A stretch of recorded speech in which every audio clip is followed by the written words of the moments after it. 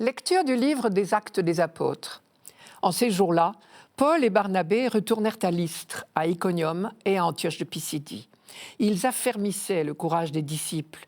Ils les exhortaient à persévérer dans la foi en disant « Il nous faut passer par bien des épreuves pour entrer dans le royaume de Dieu ». Ils désignèrent des anciens pour chacune de leurs églises et après avoir prié et jeûné, ils confièrent au Seigneur ces hommes qui avaient mis leur foi en lui. Ils traversèrent la Pisidie et se rendirent en Pamphylie. Après avoir annoncé la parole aux gens de Pergé, ils descendirent au port d'Attalia et s'embarquèrent pour Antioche de Syrie, d'où ils étaient partis. C'est là qu'ils avaient été remis à la grâce de Dieu pour l'œuvre qu'ils avaient accomplie. Une fois arrivés, ayant réuni l'Église, ils rapportèrent tout ce que Dieu avait fait avec eux et comment il avait ouvert aux nations la porte de la foi. Ceci se passe au cours du premier voyage missionnaire de saint Paul, sur le trajet du retour. Je vous rappelle le début de cette première mission. D'Antioche de Syrie, Paul et Barnabé étaient partis par bateau vers la côte sud de ce que nous appelons aujourd'hui la Turquie, en passant par Chypre. Puis, ils avaient fait étape à Antioche de Pisidie, Iconium, Konia aujourd'hui, Lystre et Derbé. Partout, nous l'avons vu dimanche dernier, les choses se passent de la même façon. Paul et Barnabé s'adressent d'abord aux Juifs et reçoivent un accueil plutôt contrasté, à la fois enthousiaste de la part de certains qui se convertissent et refus violent de la part d'autres qui se situeront résolument en opposition et qui finiront par les chasser. Et c'est à Antioche de Pisidie qu'ils ont décidé d'adresser la parole non seulement aux Juifs, mais également à ceux que l'on appelait des craignants Dieu, c'est-à-dire des pratiquants de la religion juive, mais non encore intégrés par la circoncision, donc encore en rigueur de terme des païens. C'est pour cette raison que Paul dit que Dieu a ouvert aux nations païennes la porte de la foi. Aujourd'hui, nous les retrouvons sur le chemin du retour. Ils refont le même périple en sens inverse. Ils revisitent les communautés qu'ils ont récemment fondées. Elles aussi, certainement, sont affrontées déjà à des persécutions, puisque Luc précise, Paul et Barnabé les exhortaient à persévérer dans la foi, en disant « Il nous faut passer par bien des épreuves pour entrer dans le royaume de Dieu ». Jésus déjà avait employé à son propre sujet des expressions analogues. Par exemple, « Il faut que le Fils de l'homme souffre beaucoup, qu'il soit rejeté par cette génération ». Ou encore, en s'adressant aux disciples d'Emmaüs, « Ne fallait-il pas que le Christ souffrisse cela pour entrer dans sa gloire ?» Ce « il faut » ne dit pas, bien sûr, une exigence qui viendrait de Dieu. Dieu ne nous impose pas des épreuves ou des souffrances préalables. Cette formule « il faut » dit une nécessité, malheureusement due à la dureté de cœur des hommes, c'est-à-dire concrètement l'inévitable opposition à laquelle se heurtent les véritables prophètes, tant que le monde n'est pas converti à l'amour, à la justice, au partage. Paul et Barnabé se préoccupent donc d'affermir la foi et le courage des nouveaux convertis. Ils doivent également veiller à la bonne organisation des communautés. Et là, je remarque deux choses.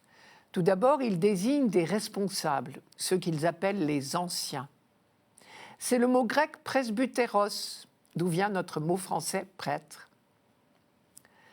Deuxième remarque, Luc dit « Ils désignèrent des anciens, puis après avoir prié et jeûné, ils confièrent au Seigneur ces hommes qui avaient mis leur foi en lui. » Il s'agit ici précisément de ces anciens qu'ils viennent de désigner à la tête des communautés. Luc insiste ici sur la place de la prière et du jeûne. L'équilibre est bien gardé. On veille à l'organisation, mais on ne se fie pas qu'à elle. Prière et jeûne sont aussi importants. Tout à fait dans la même veine, je me souviens d'un évêque d'Amérique latine au congrès eucharistique de Lourdes en 1980. Il avait dit « Un évangélisateur qui ne prie plus, bientôt n'évangélisera plus ». Petite phrase, peut-être pas superflue, pour nous qui sommes si préoccupés d'organisation. Luc nous dit encore que tout ceci se passe dans la confiance. Je cite, « Ils confièrent ces hommes au Seigneur. Ils leur ont donné des responsabilités. Maintenant, à eux de jouer, si j'ose dire. Le Seigneur les accompagne. » Les apôtres en sont bien convaincus. Ils l'expérimentent déjà pour eux-mêmes.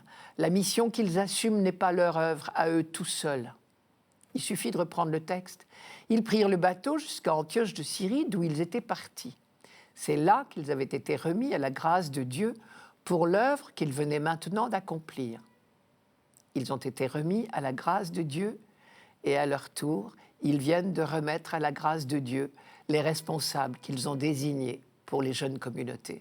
Et Luc continue, « À leur arrivée, il racontait aux membres de la communauté d'Antioche de Syrie tout ce que Dieu avait fait avec eux. » Le rapprochement est intéressant. Luc parle et de l'œuvre que les apôtres viennent d'accomplir et de ce que Dieu avait fait avec eux. On ne peut pas dire plus clairement que la mission que Dieu confie aux croyants est une œuvre commune. Œuvre de Dieu confiée à l'homme. Œuvre de l'homme soutenue, accompagnée, sans cesse inspirée par Dieu. Si nous nous souvenions en permanence que l'évangélisation est d'abord l'œuvre de Dieu, peut-être serions-nous plus sereins.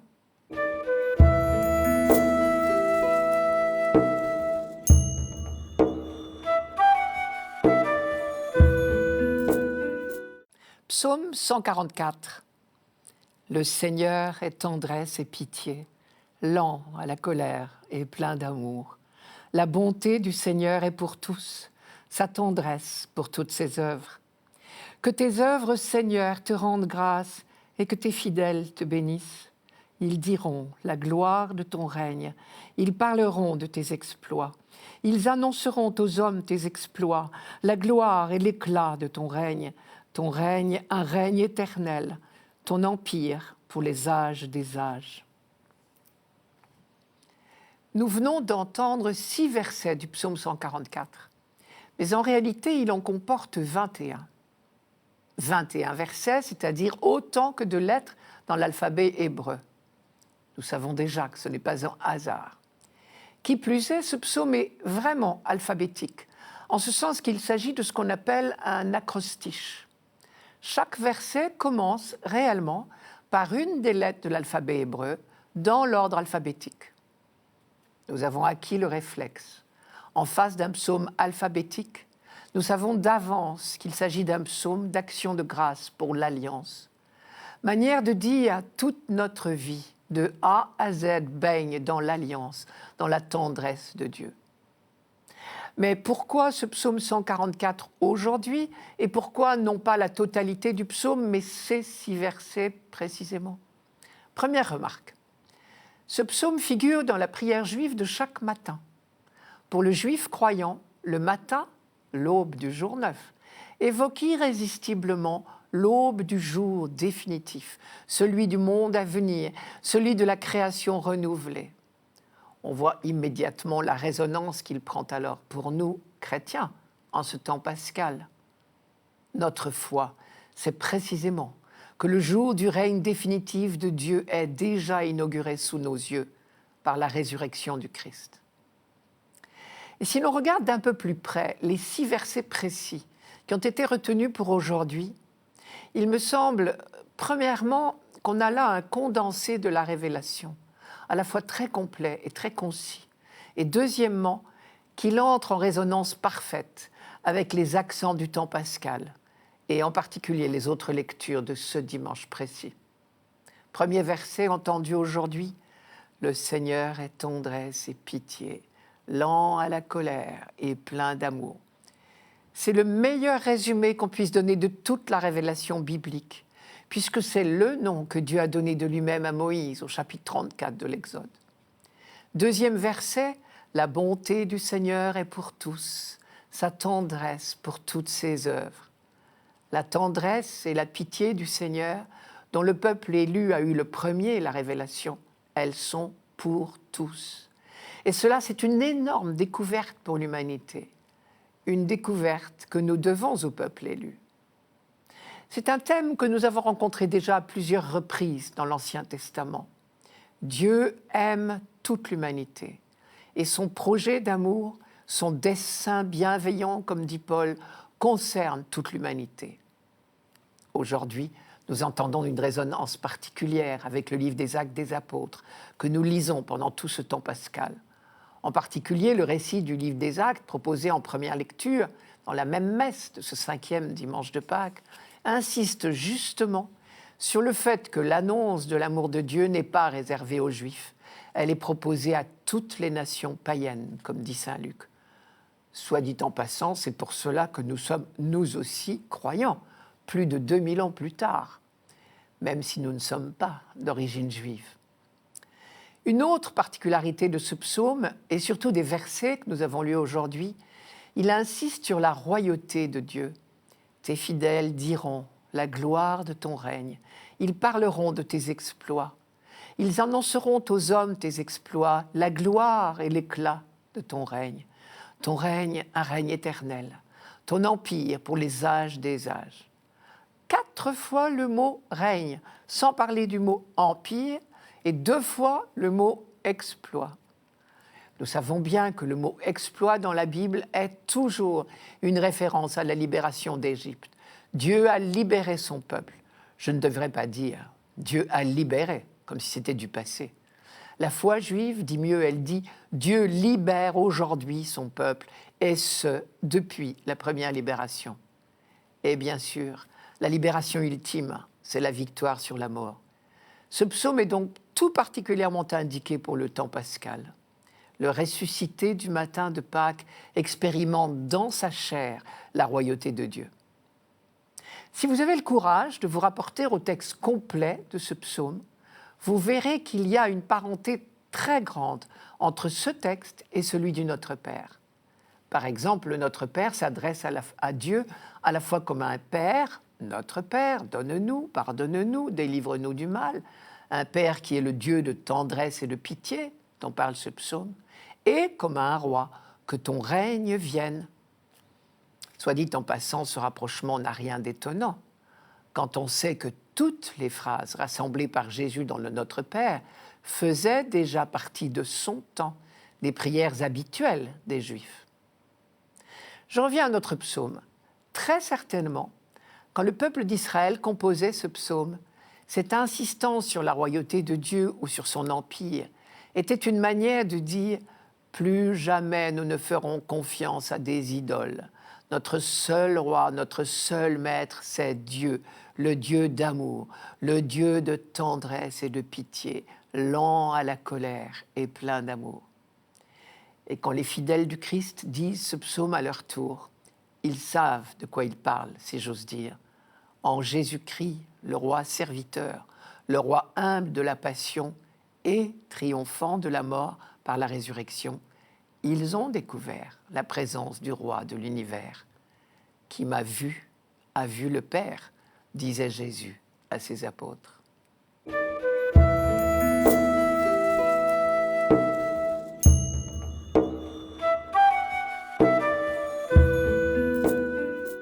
Lecture de l'Apocalypse de Saint Jean. Moi, Jean, j'ai vu un ciel nouveau et une terre nouvelle, car le premier ciel et la première terre s'en étaient allés, et de mer il n'y en a plus. Et la ville sainte, la Jérusalem nouvelle, je l'ai vue, qui descendait du ciel d'auprès de Dieu, prête pour les noces, comme une épouse parée pour son mari. Et j'entendis une voix forte qui venait du trône. Elle disait « Voici la demeure de Dieu avec les hommes. Il demeurera avec eux, et ils seront ses peuples. Et lui-même, Dieu avec eux, sera leur Dieu. Il essuiera toute larme de leurs yeux, et la mort ne sera plus. Et il n'y aura plus ni deuil, ni cri, ni douleur. Ce qui était en premier s'en est allé. » Alors, celui qui siégeait sur le trône déclara « Voici que je fais toutes choses nouvelles. » Voici que je fais toutes choses nouvelles. Ciel nouveau, terre nouvelle, Jérusalem nouvelle. Voilà notre avenir, nous dit saint Jean, notre avenir en 2 mots, ce qui vient. Fini les larmes, la mort. Fini les pleurs, les cris, la tristesse, c'est du passé. Premier ciel, première terre ont disparu. Évidemment, Jean anticipe, il nous a bien prévenus. Son livre est un livre de vision. Il révèle l'avenir pour donner le courage d'affronter le présent. Premier ciel, première terre, cela nous renvoie au récit biblique de la création. Le premier chapitre présentait la création, ce que l'Apocalypse appelle la première création, comme tout entière bonne. Je cite, « Dieu vit tout ce qu'il avait fait. Voilà, c'était très bon. » Et pourtant, nous faisons chaque jour l'expérience des pleurs, des cris, de la tristesse, de la mort. Et c'est la suite du livre de la Genèse, le récit du fruit défendu qui nous dit ce qui pervertit la bonté de la création. Il nous dit que la racine de toutes nos souffrances est dans la faille qui s'est creusée entre Dieu et l'humanité. Ce soupçon originel qui ruine sans merci l'alliance proposée. Soupçon qui pousse l'humanité à prendre des chemins qui ne lui réservent que des échecs. Tout au long de l'histoire biblique, le peuple élu s'est entendu rappeler par les prophètes dans la voie de l'alliance. La seule voie du vrai bonheur, c'est que Dieu habite vraiment parmi nous, que nous soyons son peuple, qu'il soit notre Dieu, que l'alliance soit restaurée sans faille, comme un dialogue d'amour, comme des fiançailles. C'est la soif d'Israël tout au long de son histoire, et des textes prophétiques innombrables annoncent très exactement ce que l'auteur de l'Apocalypse voit désormais réaliser. Le prophète Isaïe, par exemple, je cite, « Oui, je vais créer un ciel nouveau et une terre nouvelle. On ne se souviendra plus du passé, il ne reviendra plus à l'esprit. Exultez sans fin, réjouissez-vous de ce que je vais créer, car je crée une Jérusalem de joie, un peuple d'allégresse. On n'y entendra plus de cris ni de pleurs. » Symboliquement, ce renouvellement de toutes choses est représenté par la disparition de la mer. Rappelons-nous que la création de l'univers est réfléchie dans la Bible à partir de la création du peuple élu. Or, cette naissance du peuple extirpé à l'esclavage en Égypte a été une victoire sur la mer. Dieu a fait apparaître la terre ferme pour le passage de son peuple. Le peuple sauvé a traversé à pied sec. Et les forces du mal, les forces de l'esclavage, de l'oppression ont été englouties. Plus tard, dans le Nouveau Testament, au cours de sa vie terrestre, le Fils de Dieu fait homme a manifesté sa victoire sur le mal, sur les forces de l'abîme, en marchant sur la mer. Désormais, la victoire est totale, suggère l'Apocalypse. La mer a disparu. Et avec elle, toute forme de mal, toute forme de souffrance, de larmes, de cris, de mort. Ce que les hommes attendent, sans toujours le savoir, ce que l'univers tout entier attend, c'est l'accomplissement de ce grand projet que Dieu forme depuis la création du monde. Instaurer avec l'humanité une alliance sans ombre, un dialogue d'amour.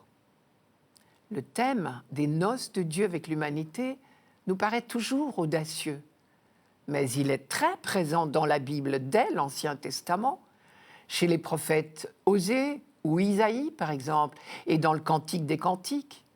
Il est présent aussi dans le Nouveau Testament, à commencer par le récit des noces de Cana, pour ne citer que lui. Et dans d'autres textes de l'Apocalypse, on réentend cette promesse sous deux formes. D'abord, dans l'image de la Jérusalem nouvelle, je cite, « toute prête comme une fiancée parée pour son époux ». Et ensuite, dans l'expression « Dieu avec eux ». Le mot « avec » ici est très fort. Il dit l'alliance de l'amour, l'alliance d'un couple. Je cite, « Et j'ai entendu la voix puissante qui venait du trône divin. Elle disait, « Voici la demeure de Dieu avec les hommes. Il demeurera avec eux et ils seront son peuple. Dieu lui-même sera avec eux. » C'est tout le sens du prénom Emmanuel, Dieu avec nous. Et voici que la Jérusalem nouvelle descend d'auprès de Dieu. Le centre de la nouvelle création porte le nom de la ville sainte, qui depuis tant de siècles symbolise l'attente du peuple élu. Le nom même de Jérusalem signifie ville de la justice et de la paix. Et en même temps, cette nouvelle cité descend d'auprès de Dieu, et elle est dite nouvelle, ce qui veut dire qu'elle n'est pas seulement œuvre humaine. Cela signifie que le royaume de Dieu que nous attendons et auquel nous essayons de travailler est à la fois en continuité et en rupture avec cette terre. Voilà de quoi galvaniser notre énergie. Nous sommes invités tout simplement à collaborer avec Dieu. Notre œuvre sur cette terre contribue au renouvellement de la création, car l'intervention de Dieu transfigurera nos efforts.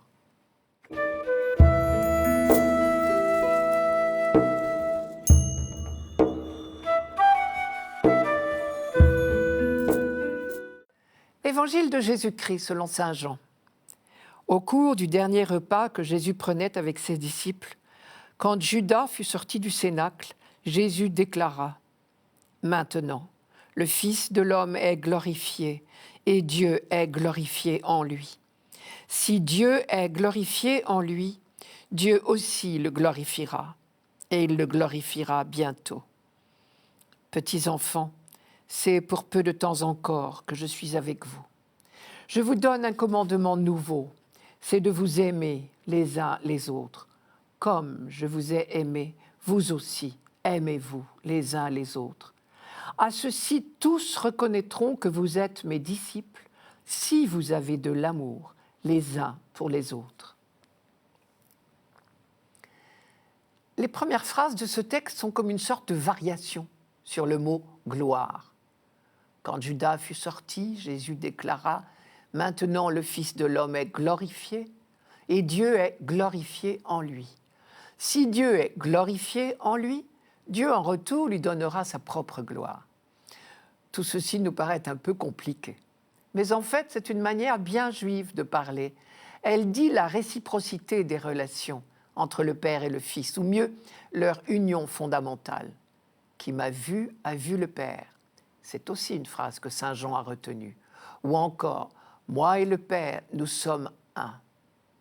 Ici, dire que le Fils de l'homme est glorifié, ou que Dieu est glorifié en lui, c'est dire que le Fils est le reflet du Père. Au passage, nous notons une fois de plus l'effort qu'il nous faut faire pour comprendre le vocabulaire de Jésus et de ses contemporains. Je reviens au texte. D'après Jésus lui-même, c'est donc au moment précis où Judas part dans la nuit de la trahison que lui, Jésus, accomplit sa vocation d'être le reflet du Père. Mais Jean ne l'a pas compris tout de suite. Remettons-nous dans l'état d'esprit des apôtres, au moment de la sortie de Judas et dans les heures qui ont suivi. Ils ont d'abord assisté impuissants à la passion et à la mort du Christ. Ils ont vécu cette succession d'événements comme un moment d'horreur. Mais après coup, Jean a compris que c'était en réalité l'heure de la gloire de Jésus. Car c'est là que le Fils révélait jusqu'où va l'amour du Père.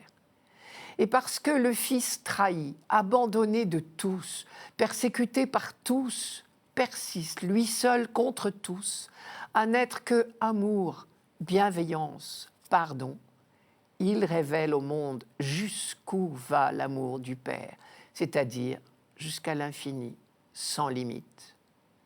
Et alors, et c'est la deuxième partie de notre texte, ceux qui contemplent ce mystère de l'amour fou de Dieu deviennent capables d'aimer comme lui à leur tour.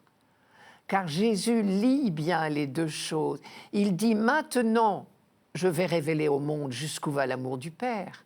Et maintenant, je vous donne un commandement nouveau, c'est d'aimer de la même manière. » Sous-entendu, maintenant, vous en serez capable, parce que vous puiserez en moi mon propre amour. Je m'attarde un peu là-dessus. En fait, la nouveauté, ce n'est pas le commandement d'aimer, Jésus ne l'invente pas. Le commandement d'amour existe bel et bien dans l'enseignement des rabbins de son temps. Ce qui est nouveau, c'est d'aimer comme lui, c'est-à-dire en étant complètement guidé par son esprit. Et alors, nous comprenons désormais tout autrement la fameuse phrase « Ce qui montrera à tous les hommes que vous êtes mes disciples, c'est l'amour que vous aurez les uns pour les autres. » Bien plus qu'un commandement, c'est un constat. Si nous sommes réellement ses disciples, c'est son propre esprit qui dicte nos comportements. Pour le dire autrement, Dieu sait si l'amour au jour le jour est difficile. C'est presque un miracle. Eh bien, si nous y parvenons dans nos communautés chrétiennes, le monde sera bien obligé d'admettre cette évidence, que l'esprit du Christ est en nous. Nous sommes donc invités d'abord à un acte de foi, croire que son esprit d'amour nous habite, que ses ressources d'amour nous habitent, que nous avons désormais des capacités d'amour insoupçonnées, parce que ce sont les siennes.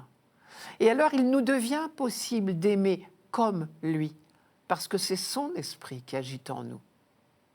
Cela nous paraît bien difficile envers certaines personnes. Jésus n'ignore certainement pas cela quand il donne ce commandement à ses disciples.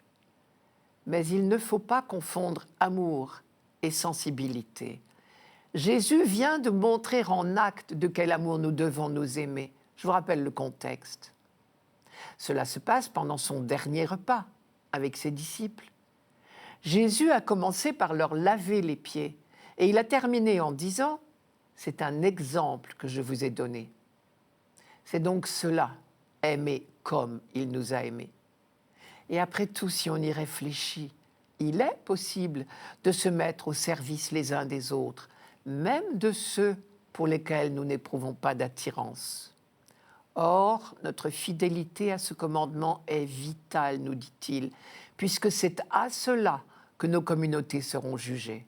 D'après lui, le plus important, ce n'est pas la qualité de nos discours, de notre théologie, de nos connaissances, pas non plus la beauté de nos cérémonies, c'est la qualité de l'amour, c'est-à-dire du service que nous nous offrons les uns aux autres.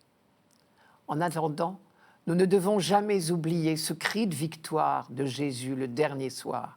Maintenant, le Fils de l'homme est glorifié, c'est-à-dire révélé comme Dieu, et Dieu est glorifié en lui. En Jésus, l'humanité est introduite dans la gloire de Dieu, dans la vie de Dieu, par l'événement de la passion, mort, résurrection. Et parce qu'ils sont désormais introduits dans la gloire de Dieu, les disciples de Jésus-Christ peuvent vivre leur vie tout entière sous le signe de l'amour, puisque Dieu est amour et que désormais sa présence rayonne à travers eux. Peut-être suffit-il d'y croire pour le laisser agir en nous.